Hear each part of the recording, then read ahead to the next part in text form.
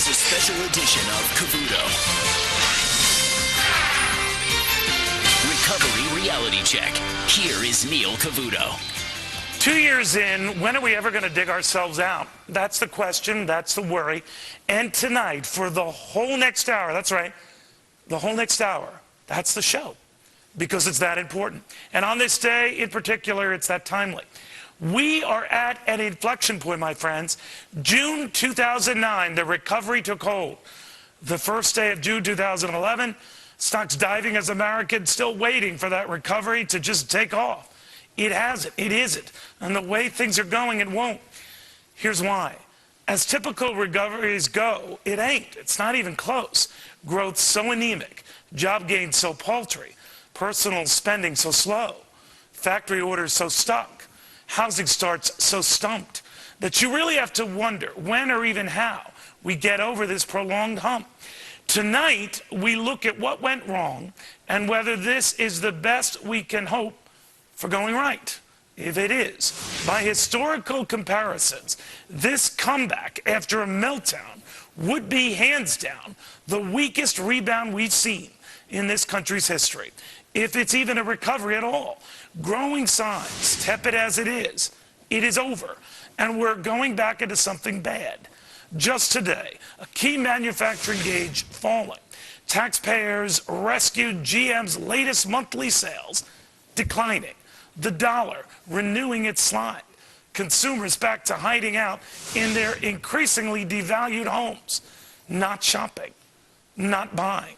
And when it comes to this so-called recovery, clearly not believing. Now, I'm not here to blame this president, or the last president, or this Congress, or the last Congress. As I see it, enough blame to go around. More than enough taxpayer dollars wasted by both parties to go around.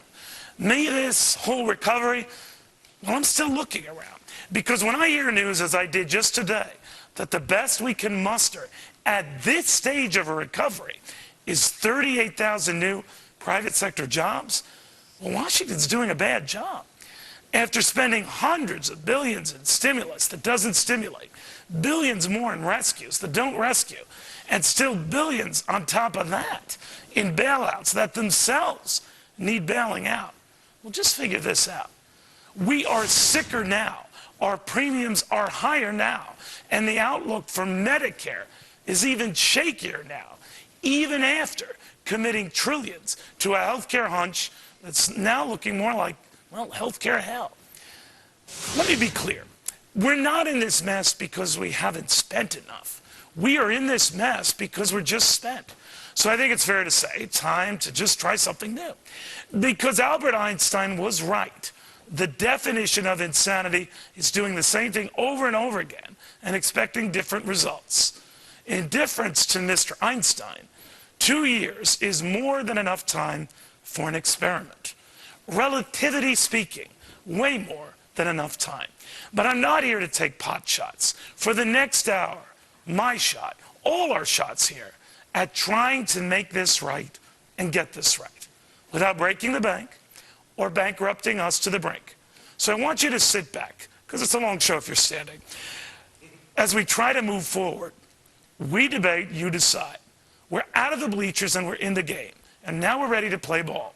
Later I'm going to spell out 6 fixes for what ails us that won't be easy on any of us. Some are obvious, others not so obvious. But I'm telling you, all are necessary. And all are necessary now. Very different show tonight to get to a problem that is vexing everyone in this country right now. Now, before I get to the first fix, today, this good first move. Democrats and Republicans acknowledging, hey, we're in a fix. Progress.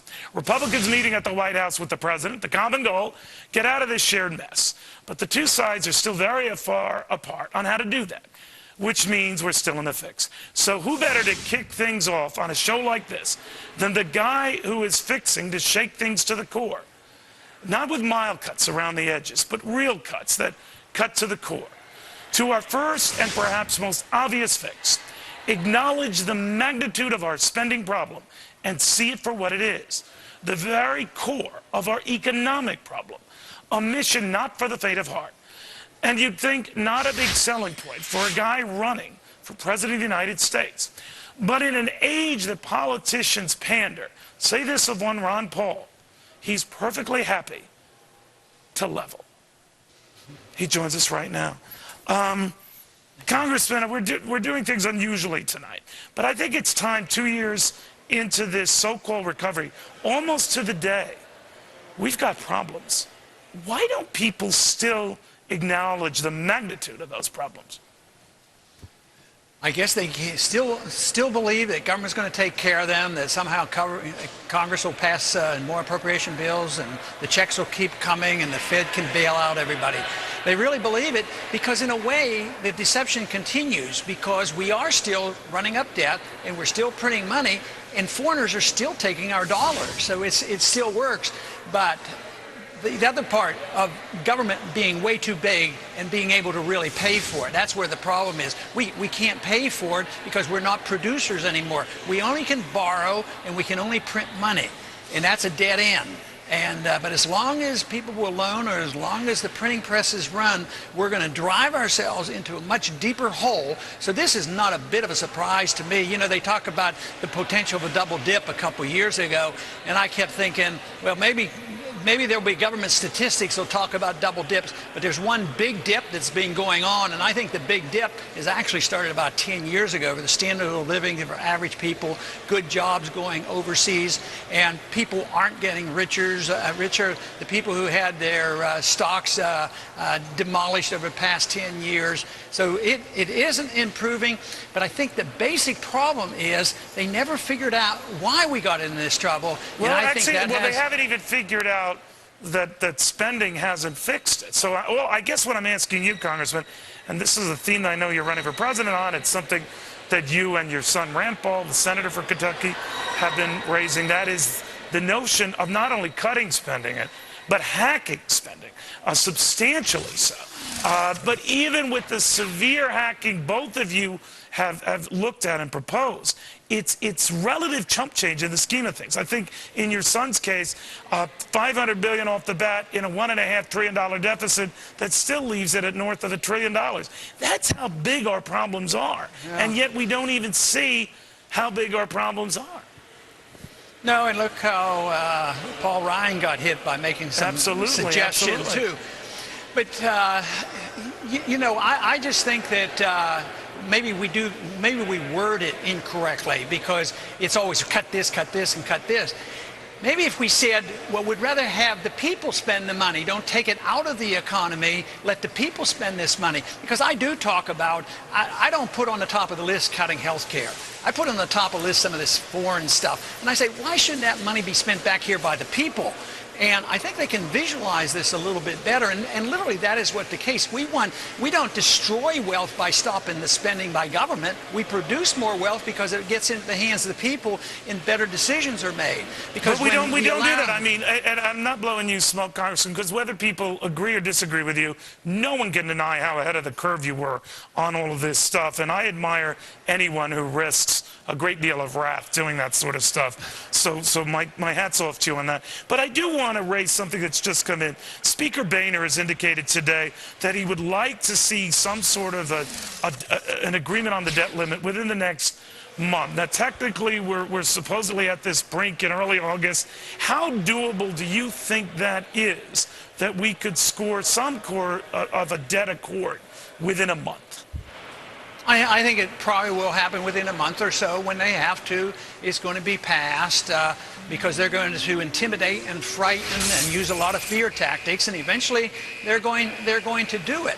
But you've argued that it's not, I'm not saying it's not such a big deal, but that we sometimes treat this like the guy behind the curtain in The Wizard of Oz. It's just a dude behind a curtain in The Wizard of Oz, and that the fear is way disproportionate to the reality. So are you saying that you would risk, you know, a government shutdown and even a potential default with this debt ceiling? Well, I look at it, the way I look at it is if you don't get this under control, the risk is so much greater if you continue to do this because you will literally destroy the currency. So in other words, what we've been doing is what's got us in this pickle. Staving it off doesn't address that. And we'll continue it. They're going to raise the debt limit, and they're going to continue it. But that, to me, is much more dangerous than saying, hey, let's cut it off. This level here, let's pay our bills as the money comes in. And the default is such a fake argument because governments default all the time. We're in the process of defaulting now. All you have to do is say, is the dollar going down in value? Yes, prices are going up. So let me ask you, so the people are suffering from the... I'm sorry to jump on you there, but time's running short. So let's say we secure a debt deal that raises the debt about what, 2.4 trillion, whatever they're talking about, without even the spending cuts that Speaker Boehner wants as assurances to offset that. What does the world do? How do the world markets react to that? They probably short term will say, I guess we didn't have to worry. I mean, they're not all that panicked right now because I think they're assuming that it's going to happen. You know, so they'll take it in stride, and they'll just perpetuate all the problems, the spending and the borrowing and the inflating and the regulating, all the things that got us into trouble. That's what we're doing to try to get us out. And we refuse, here the policymakers refuse to have the correction. You can't get back to growth unless you get the correction out of the way, and we're perpetuating all the mistakes, the malinvestment and the debt. We don't allow this to be liquidated. And after a while, you can have recessions and recover for a while, but eventually you have a big bubble bursting, which we've had, and then it doesn't work. And eventually, the more they print, the less confidence they'll have, and the interest rates are going to go up. So I think it's much better to bite the bullet and say we've lived beyond our means. We ought to live within our means. We ought to have a sound currency and balanced budget. We need to have a system where we invite capital back into this country. We destroy the incentive to bring capital here. I mean, if you have a company and you have a lot of money overseas, you get taxed to bring it back. You get taxed again. And we punish our people who want to get capital back here and build jobs. So there's a lot of things we could do in the marketplace, and it wouldn't be more spending, believe me. Well, always good having you, Congressman. Thanks for what you're doing, and at least getting the debate going, because you got it going when we were a party of one.